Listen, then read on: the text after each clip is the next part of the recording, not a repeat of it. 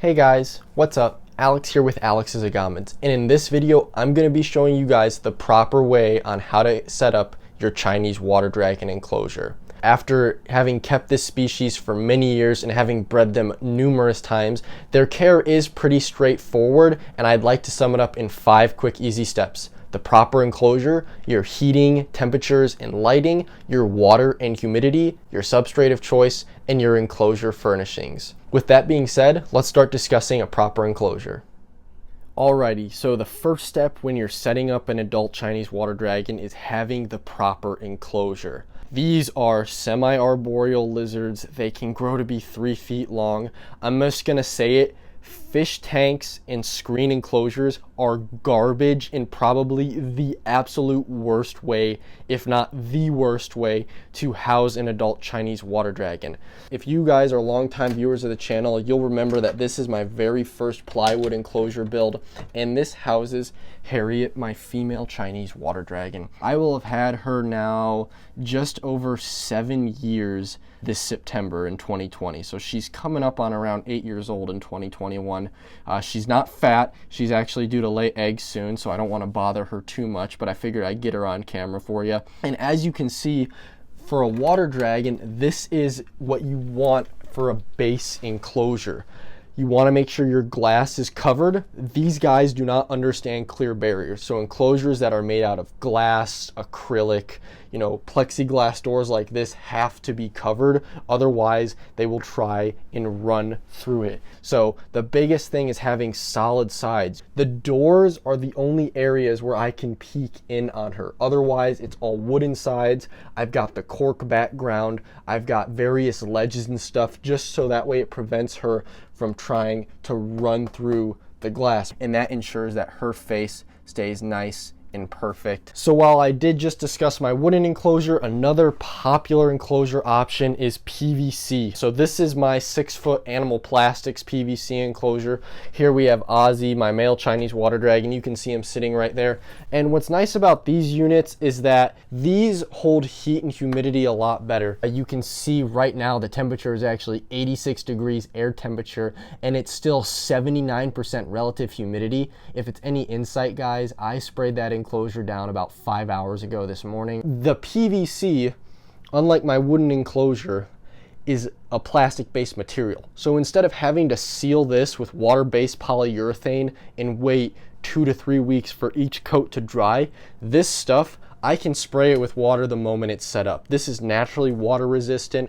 Animal Plastics actually sends like a silicone that you can seal the bottom with, so the entire base is watertight, and it really just makes it a perfect high humidity holding environment for Ozzy here. So when it comes to your best enclosure options, PVC or sealed plywood enclosures are going to be your absolute best enclosures for water dragons. Side note though, one other enclosure option that can work would be grow tents. The only reason I'm not making a comment on them is just because I do not use, or nor have I ever used, a grow tent, but I see a lot of people using them for water dragons, and their water dragons are thriving in them because a grow tent is designed to grow plants, high heat and high humidity, which coincidentally water dragons also need. So like I said, PVC enclosures, wooden enclosures, grow tents are what you want to use for your enclosure. Do not use fish tanks or screen enclosures. I seriously cannot stress that enough. Those enclosures are crap. And don't use those tank topper enclosures where the base will be an aquarium and then you build up it with a screen enclosure. You're literally creating a death trap by putting the water dragon with something that has a clear barrier base so it'll rub its nose on it, and then the all screen enclosure will never hold the humidity and heat you need. So when it comes to enclosures, as I've said, I cannot repeat myself enough. Do not use fish tanks, do not use screen enclosures, PVC, wooden enclosures, or grow tents. That's final. So when it comes to lighting and heating, let me just open up this enclosure right here. Water dragons need 3 forms of light: heat, UVB, and UVA. For UVB, I use T5 10% high output Zoomed ReptiSun UVB bulbs.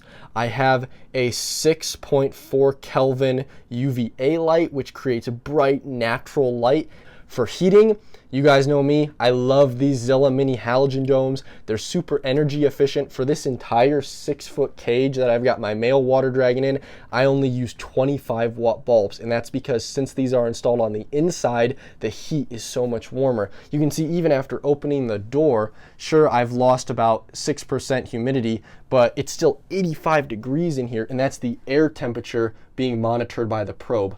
One of the common mistakes people make when they have temperatures is they just put the temperature probe on, say, a ledge or a branch. Well, this ledge, heated up, is around 98 degrees. So your probe sitting on here would read that.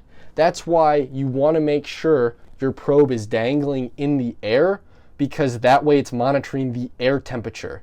Water dragons need to bask with surface temperatures around in the high hundreds.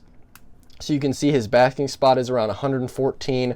Up on the ledge, it's a little bit warmer, closer to 119. But then the ledge also has those cooler zones in the 90s. So he can sit at 90, 120, 114, and then of course have access to these cooler zones. So if you're going to take any notes on temperatures here, have your basking spot between 105 and 120 degrees, have your air temperature between, I'd say, 84 to 88 degrees, and then have your cooler zone temperatures between 78 to 82. A lot of people ask about nighttime heating.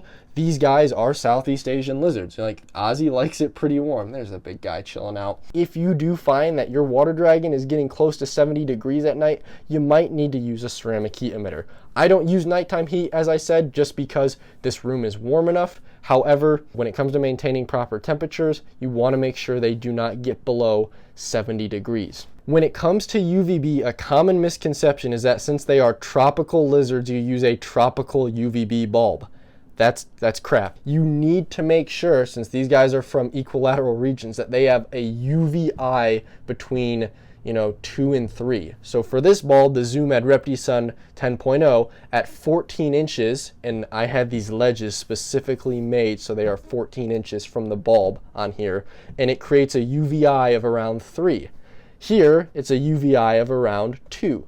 So he can regulate if he wants to bask hotter and closer to the UVB, if he wants to just sit at a cooler surface temp and closer to the UVB, or if he wants to sit at a slightly cooler basking spot but still warmer than the ledge but further away from the UVB. It's about giving these lizards options but making sure that they have UVB. If you do not provide them with a UV light, they will develop metabolic bone disease or hypocalcemia, and they will literally cripple and die away on you. It is so sad. Another thing to note, the T5 UVBs need to be replaced every 10 to 12 months. Even if it's working and you see light, the radiation that these bulbs emit decreases. That also goes for some of your older bulbs. So in my old enclosure, as we saw earlier, my UVB is actually a T8 bulb. Since it's an older technology, these only last around 6 months. So I actually have to change these out more frequently than I do my T5 bulbs. The UVA bulbs don't need to be changed. And as for my plywood enclosure, in case you were wondering, these are my halogen floodlights. They do the exact same as these mini halogen floodlights. And then for UVA, I actually installed a 30-inch Zilla Pro Sol fixture, and I have 6.5K plant LEDs, so that way, even all the way down, there's plenty of visible light, and Harriet seems to appreciate it. So remember that T8 bulbs need to be changed every 6 months. T5 bulbs need to be changed every 10 months. But that's all there is to it. Like I said, heat, UVB, UVA, basking spot of around 110 to 120, air temperatures between 85 and 88, and then cooler zones between 78 and 82, and don't let them get below 75 at night. With that in mind, let's go on to water and humidity. So when it comes to your water and humidity needs for water dragons, a lot of people overcomplicate this. In the 7 years I've been keeping water dragons, I've only ever once used a large filtered setup, and I'll tell you it was a pain in the ass to clean. What has always worked for me is just providing a large tub big enough for the dragon to soak in, and as soon as I see poop, I change this out. That way they're getting clean water every day and you're able to monitor it. I'm really picky. You know, some of my dragons, like my female being older, if I see blood in the feces, if I was using a filter, that would get sucked in and you wouldn't be able to monitor it. With this, I can literally just take this out, dump it down the toilet, fill it up in the sink with fresh water, and get it in here. One of the other big issues that I often run into, and I think this is just because people don't do enough research, people think water dragons do not understand standing water. I can tell you, I have seen my adult dragons jump in and drink. They have no issue recognizing that that's a water source. So for the people out there saying they need moving water, you're full of crap. Like I said, literally 7 coming on 8 years of keeping and breeding water dragons, and never once have I had an issue with them realizing that this is a water source. They will drink when you spray them as well, but for the people saying that they need moving water, you're just lying to yourself and you're spreading misinformation. Like I said, I've been doing this for years. I know plenty of other people that have just literally changed water daily, and it works great for the dragons. On the topic of water, though, we also have to get into humidity. These are tropical lizards, and one common issue people run into is having too soggy of a substrate. You only want your substrate to be damp. I'm using reptile here. Look, if I take a handful of this and I squeeze it, there's no water dripping out, and I'm like really grabbing this. So the idea is that it needs to be damp. If your substrate is soggy, you are spraying that enclosure way too much. Often to not, when people run into issues with water on the bottom of their enclosure because they're spraying it too much, it's usually just because they have a crap enclosure. Like I said, fish tanks with a screen top or screen enclosures will never allow for a retention of air humidity. And that's the thing that I want to cover. Do you notice how these branches in this shelf is dry, but the air, granted you guys are watching this, the air is humid. The cork is dry. The substrate is damp and not wet, but the air is humid.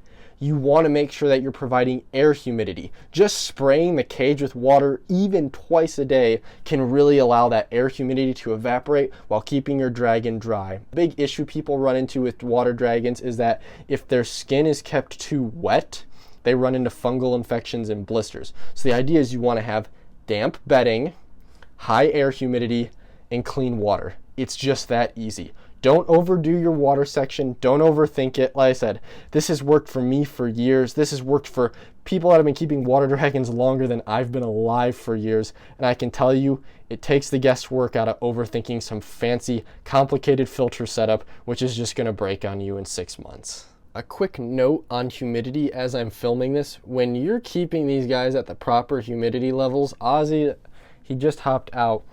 This bit of shed fell off, and you can see the spines are supposed to come off in one perfect piece. So as long as your humidity is right at that 80% and you're having perfect sheds like this, you're never going to run into shedding issues. People that run into shedding issues are people that aren't keeping their dragons at the proper humidity.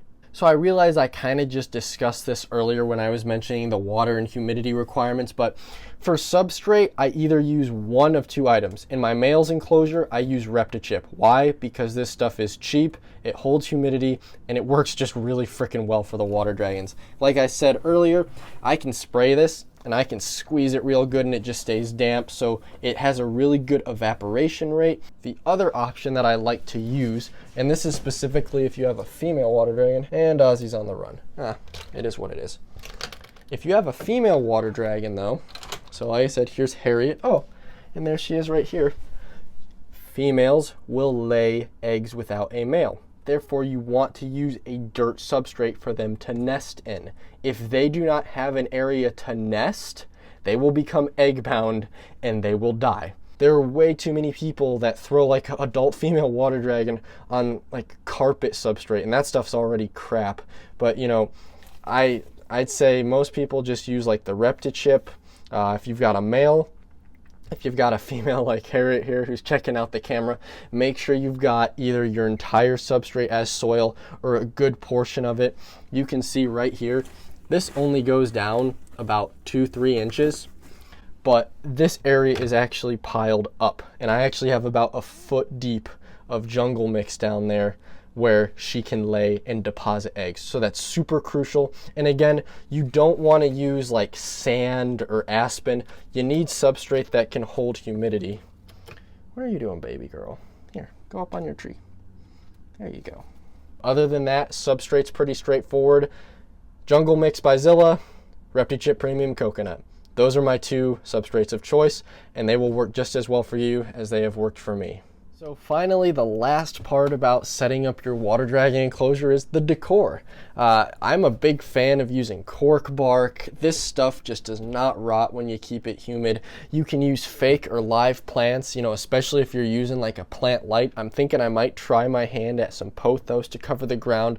You really can just decorate it as much as you want. Ledges, of course, make a great addition. But the idea is you want to make sure you're replicating their natural environment. You can see for part of it, I've got the cork positioned over the water bowl, lots of different areas for him to sit under the ledge and escape the UVB, plenty of foliage because the foliage just, you know, looks nice. The lizards really don't seem to care about the foliage. It's more of a personal preference for us as keepers, I believe. Overall, you just want to make sure that you're giving them plenty of places to climb. They've got lots of areas to hide, you know, under the cork. The big tube in the middle is actually hollow, so he can get in there if he so chooses. I am yet to see him enter it though. But the point is you've got plenty of options. And that honestly makes one perfect setup for a water dragon, and you will hopefully have your lizard for many years to come. And so guys, that wraps up how to set up a Chinese water dragon. I figured to end this video I'd bring Harriet out. You know, she is just such an amazing lizard. I think they are great pets to the dedicated individual. You know, as you've learned in this video, they definitely aren't the easiest to set up properly, and their cheap price tag often confuses people. They see a cute little $15 lizard and doesn't realize you're going to spend about $2,000 to set it up correctly. With that being said though, I'm Alex with Alex's Agamids. This is Harriet, my female Chinese water dragon, and we'll see you in the next video. Adios.